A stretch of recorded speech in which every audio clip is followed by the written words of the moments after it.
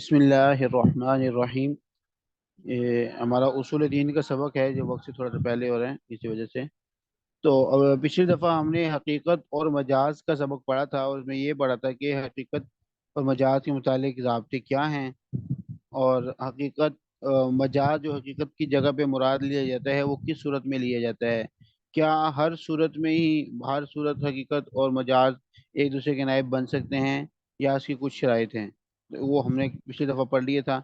अब हम ये देखेंगे कि लफ्ज़ जो अपने माना में इस्तेमाल होता है, लफ्ज़ अपने माना में जो इस्तेमाल होता है, तो क्या उस लफ्ज़ से जब भी वो लफ्ज़ बोला जाएगा तो उससे उसका माना सराहतन मुराद होगा या किनायतन मुराद होगा। यानी जो लफ्ज़ आपने बोला है उस लफ्ज़ का माना सरीह माना मुराद होगा या किनाई माना, आगे तफसील आ रही है। फिर खा हकीकत हो या मजाज, यानी लफ्ज़ अपने हकीकी माना में इस्तेमाल हो रहा हुआ हो, जैसे शेर बोलकर शेर ही मुराद लिया गया, या लफ्ज़ अपने मजाजी माना में इस्तेमाल हो रहा हो, जैसे शेर बोलकर कोई बहादुर मर्द मुराद लिया हो। दोनों सूरतों में यानी लफ्ज़ खा हकीकत हो या मजाज, कभी तो इससे जो मुराद हो वो ज़ाहिर होती है और कभी मख्फी होती है। यानी लफ्ज़ से जो आप कहना चाह रहे हैं वो वाज़ेह है, ये तो हो गया सरीह। और लफ्ज़ है जो आप कहना चाह रहे हैं वो अगले बंदे को तो समझ में आ गया है, लेकिन लफ्ज़ का मतलब जिस जो माना आप उसको समझा रहे हैं वो वाज़ेह नहीं है। ठीक है। अगर लफ्ज़ का माना ज़ाहिर हो तो ये हम कहते हैं कि ये लफ्ज़ अपने माना में सरीह है। मसलन कोई चीज़ खरीदनी हो या बेचनी हो तो इसके लिए क्या लफ्ज़ बोला जाता है हकीकत में। अगर कोई चीज़ बेचना चाहता है तो वो कहता है मैंने बेची, और कोई खरीदना चाहता है तो वो कहता है मैंने खरीदी। तो ये हम ये कहेंगे अगर दो आदमी आपस में बेचने और खरीदने का मामला कर रहे हों, और ये एक आदमी बेचने वाला कहे कि मैंने चीज़ बेच दी और ख़रीदने वाला कहे कि मैंने ख़रीद ली, तो हम ये कहेंगे कि ये जो दो अल्फाज हैं कि मैंने ख़रीद ली ये और मैंने बेच ली, ये दोनों अल्फाज अपने माना में सरीह हैं। यानी ये दोनों लफ्ज़ों से जो माना है वो बिल्कुल क्या है, वाज़ेह है और ज़ाहिर है। लिहाजा हम कहेंगे ये दोनों अल्फाज सरीह हैं। और अगर कहे कि अकल तो मिन हाज़िही शजरा, मैंने इस दरख्त से खाया, तो ये मजाजी माना यानी दरख्त के फल के माना में सही है। अब यानी पिछला लफ्ज़ जो हमने पढ़ा था उसमें मैंने बेच दी, यहाँ पे बेचने से हकीकी माना मुराद था। बेचने का जो हकीकी माना है वही मुराद था, और हकीकी माना क्या था, सरीह था। एक मिसाल ऐसी हम आपको देंगे कि लफ्ज़ अपने मजाजी माना में इस्तेमाल हुआ लेकिन हुआ क्या, सही। देखें, आप कोई फल खाते हैं तो कहते हैं यार इस दरख्त से भी मैंने खाया हुआ है। ठीक है। इस दरख्त से आपने खाया है, तो इस दरख्त से खाने का मतलब हकीकी मतलब क्या है कि दरख्त को आपने चबाया हो। लेकिन यहाँ पे हकीकी माना मुराद नहीं होता, बल्कि क्या मुराद होता है, दरख्त खाया, दरख्त से खाया मतलब दरख्त का फल खाया, मजाजी माना मुराद होता है। तो हमने ये कहा था कि अगर लफ्ज़ अपने हकीकी माना में इस्तेमाल हो या लफ्ज़ अपने मजाजी माना में इस्तेमाल हो, दोनों सूरतों में वो अपने माना में सरीह भी हो सकता है और किनाया भी हो सकता है। लफ्ज़ अपने हकीकी माना में हो और सरीह हो। इसकी मिसाल क्या है कि दो आदमी खरीदने और बेचने का मुआमला कर रहे हों और अल्फाज इस्तेमाल करें सराहतन, कि एक खरीदने वाले के कि मैं खरीदता हूँ और बेचने वाले के कि मैं बेचता हूँ। लफ्ज़ अपने मजाजी माना में इस्तेमाल हो और उससे मुराद क्या हो, उससे माना क्या हो, वाज़े हो। उसकी मिसाल ऐसे ही है कि जैसे एक आदमी कहे कि मैंने इस दरख्त से खाया है, तो यहाँ पे दरख्त से खाना तो हकीकत, दरख्त से खाना तो मुराद नहीं है, बल्कि दरख्त का फल खाना मुराद है। लेकिन यानी मजाजी माना मुराद है, लेकिन इसके बावजूद जो मतलब है यानी खाना, वो इससे क्या हो रहा है, वाजे हो रहे हैं। और जब मुराद वाजे ना हो बल्कि छुपी हुई हो, मख्फी हो, तो इसको क्या कहते हैं, किनाया कहते हैं। और मुराद का इल्म उस वक्त होता है जब इस पर, अब आपको कैसे पता चलेगा कि यहाँ पे मुराद कोई और लफ्ज़ है, जो कह रहे लफ्ज़ जो इस्तेमाल करें वो मुराद नहीं है बल्कि कोई और मुराद है, तो उससे क्या कहते हैं, करीना मौजूद होता है। कोई करीना यानी कोई ऐसी दलालत, कोई ऐसी चीज़ मौजूद होती है कि जिसको देख के हम ये कहते हैं कि यार यहाँ पे वो हकीकी माना मुराद नहीं ले रहा, यहाँ पे وہ لفظ کا جو صریح معنی ہے نا وہ مراد نہیں لے رہا۔ قرینہ کیا مطلب؟ ایک شخص اپنی بیوی کو کہے کہ تو فارغ ہے، اس سے مراد واضح نہیں، کیونکہ فراغت کسی ذمہ داری سے بھی ہو سکتی ہے اور نکاح سے بھی ہو سکتی ہے۔ شوہر کی نیت طلاق کی ہو یا عورت نے شوہر سے پہلے طلاق کا مطالبہ کیا ہو اور شوہر نے جواب میں یہ کہا ہو، تو اس صورت پر یہ قرینہ ہوگا کہ فراغت سے مراد کیا ہے؟ نکاح سے فراغت مراد ہے۔ اب دیکھیں کہ یہاں پہ فارغ ہونے کا واضح مطلب تو کیا تھا کہ کسی بھی کام سے فارغ ہونا، لیکن جو حقیقی مطلب تھا وہ کیا تھا؟ چھپا ہوا تھا، اور وہ کیا تھا؟ نکاح سے فارغ ہونے کا۔ تو کیسے پتہ چلا؟ یا تو ہم کہیں گے کہ وہ باتیں ہی ایسی لڑائی جھگڑے والی کر رہے تھے، تو لڑائی جھگڑے میں تو پھر ایسی بات ہی ہوتی ہے، نکاح سے فارغ ہونے کی مراد ہوتا ہے۔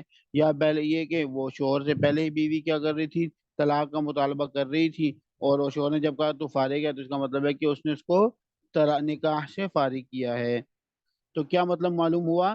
کہ لفظ اپنے حقیقی معنی میں ہو یا مجازی معنی میں ہو، اس اس کا جو معنی ہے مرادی، یعنی کہنے والا کیا کہنا چاہ رہا ہے، وہ کبھی واضح ہوتا ہے اور کبھی مخفی ہوتا ہے۔ حدیث میں آتا ہے ادرء الحدود بالشبہات، یعنی شبہ ہو تو حد نہ لگاؤ، ٹھیک ہے؟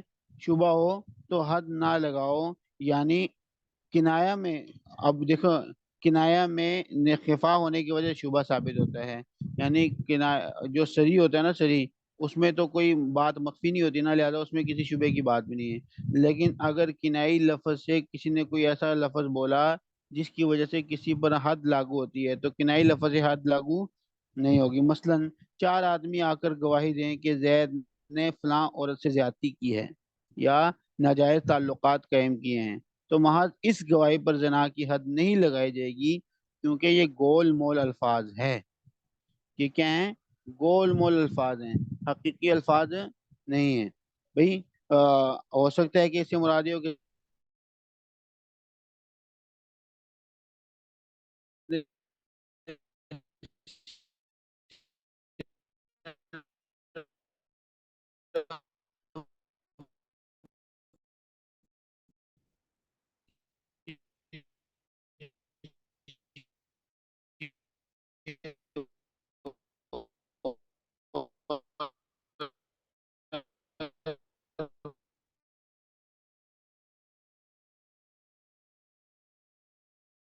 لفظ کے کیا ہے؟ شبہ ہے۔ اور حدیث پاک میں آتا ہے کہ جن الفاظ کی وجہ سے شبہ ہو تو شبے کی وجہ کیا ہوتی ہے؟ حد ساقط ہو جاتی ہے۔ لہذا اگر کوئی گول مول الفاظ کہے کہ زید کی فلانی عورت کے ساتھ ناجائز تعلقات ہیں، چار کیا 100 بندے بھی رہے ہیں، تو شرعی حد ثابت کرنے کے لیے وہ بات کافی نہیں ہے۔ لیکن اگر حقیقی صریح معنی لے لیں اور صریح الفاظ لے کے آئیں، تو پھر چار گواہوں سے بھی زید کے اوپر حد زنا کیا ہو جائے گی؟ ثابت ہو جائے گی، اور اس کو اس کی وجہ سے یا تو اس کو سنسار کیا جائے گا، یعنی اگر شادی شدہ ہے، اور نہیں تو پھر اس کو دوسری سزا دی جائے گی، یعنی کوڑوں کی سزا دی جائے گی۔ یہ تو ہو گیا کہ لفظ اپنے معنی میں استعمال کس لحاظ سے ہوتا ہے؟ حقیقت کے لحاظ سے ہوتا ہے یا مجاز کے لحاظ سے ہوتا ہے؟ پھر اسی طرح صریح کے لحاظ سے ہوتا ہے یا کنایے کے لحاظ سے ہوتا ہے؟ یہ تو ہوگی لفظ کے اپنے معنی میں استعمال ہونے کے اعتبار سے اقسام۔ ایک لفظ اپنے معنی پر جو دلالت کر رہا ہے، ایک لفظ اپنے معنی پر دلالت کر رہا ہے، تو یہ دیکھیں گے کہ وہ اپنے معنی میں دلالت کرنے میں کتنا ظاہر ہے۔ یعنی جو لفظ وہ بولتا ہے، ایک آدمی کوئی لفظ بولتا ہے، تو سننے والا اس سے جو معنی مراد لیتا ہے وہ ظاہر ہوتا ہے کہ نہیں ہوتا، اور اگر ظاہر ہوتا ہے تو کس درجے کا ظاہر، یعنی واضح ہوتا ہے، ٹھیک ہے؟ اس لحاظ سے اس کی لفظ کی کتنی قسمیں ہیں؟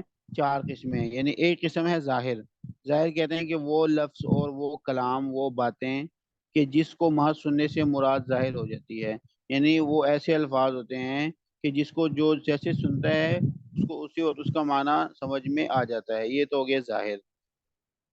لیکن ایک ہوتا ہے نص، نص ایک ہوتا ہے وہ جو ہم کہتے ہیں نصوص میں آیا ہے، یعنی نص شرعی میں ہے، وہ تو قرآن و حدیث کو نصوص کہتے ہیں، وہ الگ ایک اصطلاح ہے۔ لیکن یہاں پہ اصول فقہ ہم پڑھ رہے ہیں، تو تو اصول فقہ کی جو اصطلاح ہے نص، اس کا مطلب کیا ہے؟ کہتے ہیں کہ نص وہ لفظ ہے جس کو سننے سے مراد بھی ظاہر ہوتی ہے. یعنی ظاہر اور نص میں کیا فرق ہوا کہ ظاہر ایسا لفظ ہے کہ جس کو جیسے سنا معنی سمجھ میں آ گیا. نص ایسا لفظ ہے کہ جس کو جیسے ہی سنا معنی سمجھ میں آ گیا. اور اس میں ایڈیشنل بھی ایک اور چیز ہوتی ہے، اضافی چیز بھی ایک ہوتی ہے. وہ اضافی چیز کیا ہوتی ہے کہ اسی معنی مراد ہی کی غرض سے کلام لایا گیا ہو. یعنی جو بولنے والے نے بات کی ہے اس کا مقصد یہ تھا کہ آپ کو یہ بات ہی بتانی مقصود تھی. مثلا قرآن پاک میں ہے، اللہ تعالیٰ فرماتے ہیں احل اللہ البیع وحرم الربا، اللہ نے بیع کو حلال کیا اور سود کو حرام کیا. یہ آیت حلت بیع اور حرمت سود میں ظاہر ہے. یعنی یہ آیت یہ بتا رہی ہے کہ بیع حلال ہے اور سود کیا ہے؟ حرام ہے. کیونکہ یہ الفاظ سننے سے ہی یہ بات ظاہر ہو جاتی ہے. ہم کہتے ہیں اللہ تعالیٰ نے حلال کیا بیع کو اور اللہ تعالیٰ نے حرام کیا سود کو، تو جو بھی سنے گا، جو سامعین سننے والے ہیں، سبق میں شریک ہیں، ان سب کو پتہ چلے گا کہ اس آیت میں یہ بتایا جا رہا ہے کہ بیع حلال ہے اور سود کیا ہے؟ حرام ہے. لیکن اس آیت کا ایک اور مقصد بھی تھا. وہ مقصد یہ تھا ہاں، بے اچھا بے تو بے سے مراد کیا ہے؟ بے یعنی ایک ہم اس آیت کا جو مقصد ہے وہ یہ تھا کہ کفار جو تھے نا وہ یہ کہتے تھے کہ انما البیع مثل الربا، کہ بھئی جیسے ہم ایک چیز خریدتے ہیں اور بیچتے ہیں، یہ اس کو بے کہتے ہیں، یعنی ٹرانزیکشن جو ہوتی ہے، تو یہ تو ہم کرتے ہیں، اس کو تو مسلمان حلال سمجھتے ہیں. لیکن جب ہم سود کا معاملہ کرتے ہیں تو تم کہتے ہو کہ یہ تو حرام ہے. تو بھئی ان میں فرق کیا ہے؟ تو اللہ تعالیٰ نے یہ فرق بیان کرنے کے لیے، ان کے اس بات کا جواب دینے کے لیے کیا فرمایا کہ فرق یہی ہے کہ اللہ نے ایک چیز کو حلال کہا ہے اور ایک چیز کو اللہ تعالیٰ نے کیا کہا ہے؟ حرام کہا ہے. اور اللہ تعالیٰ نے چونکہ یہ بیان فرما دیا ہے تو یہ اس کا فرق ہے. تو اب یہ جو آیت ہے اس کا ایک مطلب تو ظاہر سمجھ میں آ رہا ہے کہ جس کو بھی ہم نے کہا کہ اللہ تعالیٰ نے بیع کو حلال کا قرار دیا اور سود کو حرام قرار دیا ہے، تو ایک تو یہ سمجھ میں آ گیا. دوسرا اس سے یہ اب اس اتنے اعتبار سے تو یہ لفظ اور یہ جملہ جو ہے وہ ظاہر ہے. لیکن اس کی وجہ کو بیان کرنے کے لیے اگر دیکھا جائے تو اسی آیت سے یہ سمجھ میں آتا ہے کہ اللہ تعالیٰ نے ان کا جواب دیا ہے. تو اس اعتبار سے یہ کیا ہے؟ نص ہے. کیوں؟ اس لیے کہ نص وہ لفظ ہوتا ہے کہ جس کو سننے سے سننے والوں کو اس کا معنی مرادی بھی پتہ چل جاتا ہے کہ اسے کیا مراد ہے، اور یہ بھی پتہ چل جاتا ہے کہ اس کلام کو لانے کی وجہ کیا ہے. ٹھیک ہے؟ اور یہ آیت ایک لحاظ سے ظاہر ہے، اور یہی آیت چونکہ اس غرض سے لائی گئی ہے کہ بیع اور سود کا فرق بیان کیا جائے. کیونکہ کفار کہتے تھے کہ بیع یعنی ہم آپس میں جو معاملہ کرتے ہیں خرید و فروخت کا، اور سود یعنی جو ربا ہے، اس میں تو کوئی فرق نہیں ہے. کیوں؟ اس لیے کہ بیع تو مال سود کی مثل ہی ہے. تو کفار کی بات کو رد کرنے کے لیے، یعنی ان کی بات کا جواب دینے کے لیے یہ الفاظ لائے گئے ہیں. لہذا اگر اس سینس میں دیکھا جائے تو یہ آیت کیا ہے؟ نص ہے. اور اگر صرف ظاہری معنی کو دیکھا جائے تو وہ کیا ہے؟ ظاہر ہے. قرآن پاک میں آتا ہے فَانكِحُوا مَا طَابَ لَكُم مِّنَ النِّسَاءِ مَثْنَىٰ وَثُلَاثَ وَرُبَاعَ، تو نکاح کر لو جو اور عورتیں تم کو پسند آئیں، دو دو، تین تین، چار چار. یہ آیت نکاح کی اباحت سے مراد کیا؟ مباح ہونا. مباح ہونے کا کیا مطلب ہے؟ کہ کوئی کام کرنا نہ کرنا کوئی ضروری نہیں ہے، اس نے کر لیا تو بھی ٹھیک ہے، نہ کیا تو بھی ٹھیک ہے. یہ ہوتا ہے مباح. تو اس آیت سے یہ معلوم ہو رہا ہے کہ نکاح کرنا کیا ہے؟ مباح ہے. اور نکاح کرنا جائز ہے. اس سے تو یہ بات سمجھ میں آ گئی. اور 4 تک کے عدد میں نص ہے. نص کا کیا بتایا تھا؟ نص کا معنی ہم نے یہ بتایا تھا کہ نص وہ لفظ ہے جس کو سننے سے سننے والوں کو معنی کا پتہ بھی چل جاتا ہے، اور اس کو یہ بھی معلوم ہو جاتا ہے کہ اس بات کو کہنے کی وجہ کیا ہے. تو اگر ہم نے اس آیت کو کہ تم نکاح کر لو اور عورتوں سے جو تم کو اچھی لگیں، دو دو، تین تین، چار چار، یہ آیت نص ہے. نص میں 2 باتوں کا ہونا ضروری ہے. ایک بات کیا کہ سننے والوں کو سمجھ میں آ جائے کہ کیا کہا جا رہا ہے ہم سے. یعنی جس کو عربی آتی ہے اس کے لحاظ سے بات ہو رہی ہے، جس کو آتی نہیں عربی اس کے لحاظ سے بات نہیں ہو رہی. یعنی جس کو وہ کلام، وہ زبان آتی ہے، اس زبان کے جاننے والے کو جیسے ہی سنے گا تو اس کو معنی معلوم ہو جائے گا. تو یہاں پہ بھی کسی کو بھی عربی آتی ہے یا جس کو ہم ترجمہ بتا دیں تو اس کو سمجھ آ جائے گی کہ نکاح کرنا کیا ہے، جائز ہے۔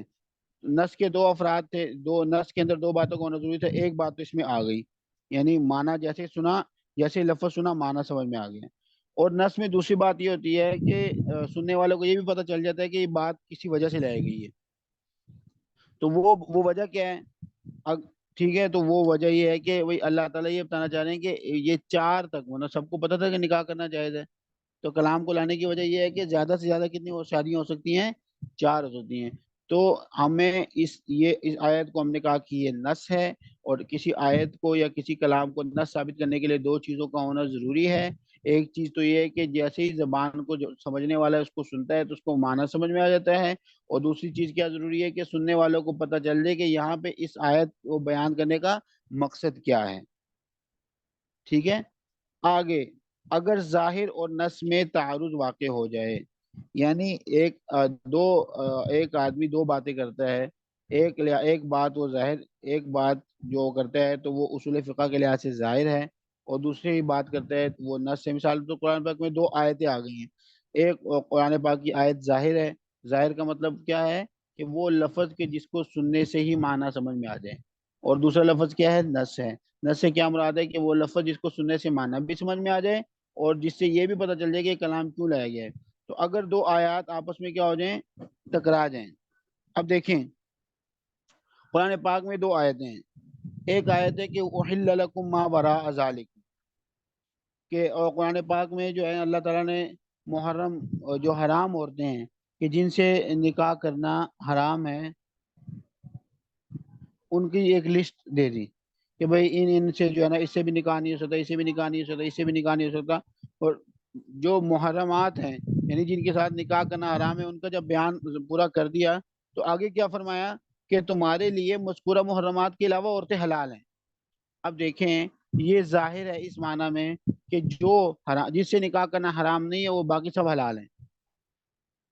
اب کوئی کہہ سکتا ہے کہ اسے مراد تو کیا ہے کہ بھئی جتنی بھی شادیاں کر لو، بس یہ ہے کہ محرمات نہیں ہونی چاہیے نا، تو یہ بات تو صحیح، اچھا اس آیت سے تو وہ یہ بات ثابت کرتا ہے، لیکن نص کیا آتی ہے؟ نص آتی احل لکم فانکحوا ما طاب لکم من النساء مثنی وثلاث ورباع۔ نص میں کیا ہوتا ہے کہ معنی بھی سامنے آ جاتا ہے بغیر سوچے سمجھے، جیسے سنتے ساتھ ہی معنی سمجھ میں آ جاتا ہے، اور دوسرا معنی کی وہ جو آیت یا کلام لانے کی وجہ بھی سامنے آ جاتی ہے۔ تو جب دونوں میں ٹکراؤ ہو تو کس کو ترجیح ہوتی ہے؟ نص کو ترجیح ہوتی ہے۔ کیوں؟ کیونکہ نص میں دو باتیں ہوتی ہیں اور ظاہر میں ایک بات ہوتی ہے، جس میں دو باتیں ہیں اس کی پاور کیا ہوگی؟ زیادہ ہوگی، اور جس کی پاور زیادہ ہوگی وہی چلے گا، یعنی وہ مقابلہ جب ہوگا دونوں کا تو جس کی پاور زیادہ ہوگی وہی غالب آئے گا، وہی جیتے گا۔